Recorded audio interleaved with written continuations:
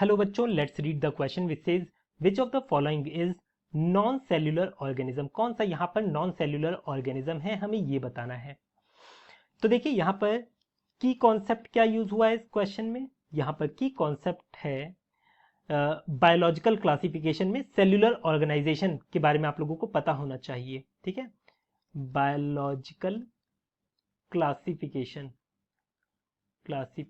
में आप लोगों को सेल्यूलर ऑर्गेनाइजेशन के बारे में पता होना चाहिए, सेल टाइप और सेल्यूलर ऑर्गेनाइजेशन का पता होना चाहिए। तो आप इस क्वेश्चन का आंसर आसानी से कर सकते हैं, सेल्यूलर ऑर्गेनाइजेशन। देखिए जब हम बात करते हैं नॉन सेल्यूलर ऑर्गेनिज्म की, तो नॉन सेल्यूलर मतलब वो सेल लाइक कोई स्ट्रक्चर फॉर्म नहीं कर रहा है। ठीक है, उसे हम बोलते हैं नॉन सेल्यूलर। इसके लिए हम एक और टर्मिनोलॉजी यूज करते हैं, ए सेल्यूलर। ए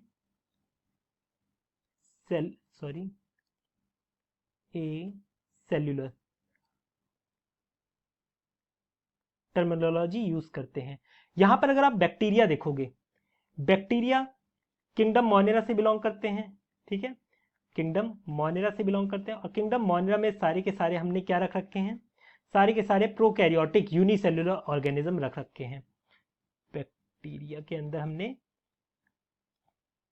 ये प्रोकैरियोटिक होते हैं, यूनिसेल्युलर होते हैं, मतलब सिंगल सेल के बने होते हैं।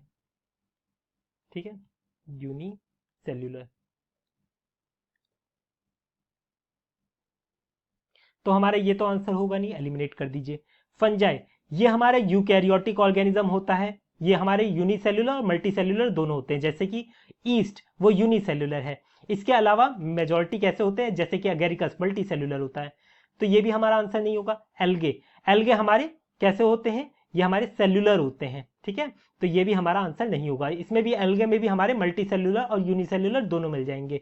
जैसे कि क्लेमाइडोमोनास वो यूनिसेल्युलर होता है, वहीं स्पायरोगायरा लेमिनेरिया ये क्या है, हमारे मल्टी सेल्युलर है। वायरस, वायरस हमारा ए सेल्युलर है। वायरस हमारा ए सेल्युलर है। इसके अंदर आप लोगों को कोई साइटोप्लाज्म नहीं देखने को मिलेगा, नो साइटोप्लाज्म। साइटोप्लाज्म, अगर साइटोप्लाज्म नहीं होगा तो इसका मतलब ये कोई एंजाइमेटिक एक्टिविटी परफॉर्म नहीं कर सकता है। ठीक है, नो एंजाइम, जिसकी वजह से इसके अंदर कोई मेटाबॉलिज्म नहीं होता है। और अगर मेटाबॉलिज्म नहीं होगा तो ऑब्वियस सी बात है ये लिविंग में कंसीडर नहीं करा जाता। इसी वजह से हम इसे क्या बोलते हैं, ये एक तरह से कनेक्टिंग लिंक होता है between living and non living. जब तक ये किसी होस्ट सेल के बाहर रहेगा तब तक ये नॉन लिविंग है। जैसे ही होस्ट सेल के अंदर एंटर करेगा, ये उसकी पूरी मशीनरी को हाईजैक करेगा और फिर अपनी मल्टीपल कॉपीज बनाना स्टार्ट कर देगा। तो यहां से हम कह सकते हैं ये कैसे होते हैं, ऑब्लिगेट पैरासाइट होते हैं, ऑब्लिगेट पैरासाइट होते हैं।